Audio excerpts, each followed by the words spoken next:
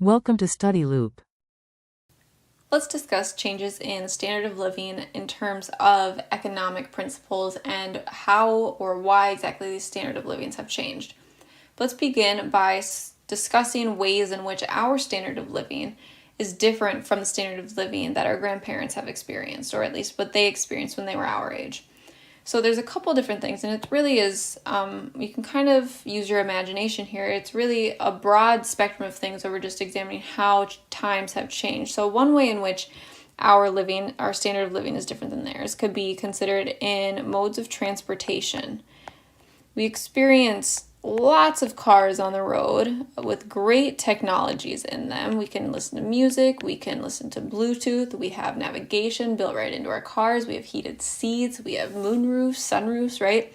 We have electric vehicles, hybrid vehicles, all these sorts of things. So our standard of living in forms of modes of transportation has definitely increased as compared to what our grandparents experienced when they were our age. Another one could be food and clothing. We can say that food and clothing have evolved over time. We have increased the quality of maybe both of these. Our food may be a little bit healthier due to higher regulations by the FDA.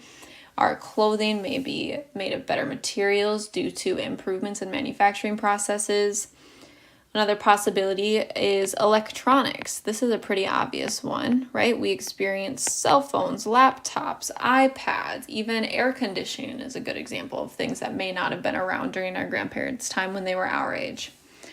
And finally, we could consider infrastructure to be a big change that has occurred in the standard of living between our grandparents when they were our age and now. Infrastructure, we could include within this things like electricity or cable or telephone lines, right? These are things that grant us a lot of ease within daily life that we don't really think much about, but these were things that may not have been quite as prominent during our grandparents' time when they were our age. A good example would be like telephone wires. Telephone wires are oftentimes built or they're installed underground now. So we don't even think about them. But if you get into slightly older neighborhoods, you'll see all of these telephone wires actually hanging, right? You can see them. And so as simple as that is, it's a change in the standard of living because we don't necessarily have to look at these wires anymore, or at least in particular areas.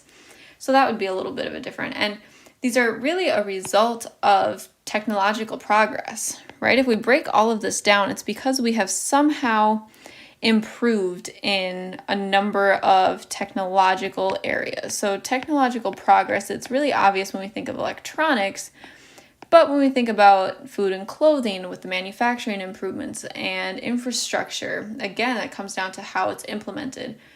Another option or another explanation for this could be the result of globalization, and that could kind of come down to food and clothing again. We have greater access to these things from other parts of the world. Same with electronics and modes of transportation. A lot of the vehicles that we drive were not produced within the United States. They were produced elsewhere, or at least they're not produced maybe within our domestic homeland, right? So I'm in the United States, but I drive a car that was made in Germany, or at least certain parts of it weren't from the United States. So we see these changes in standards of living as a result of technological progress and globalization mainly.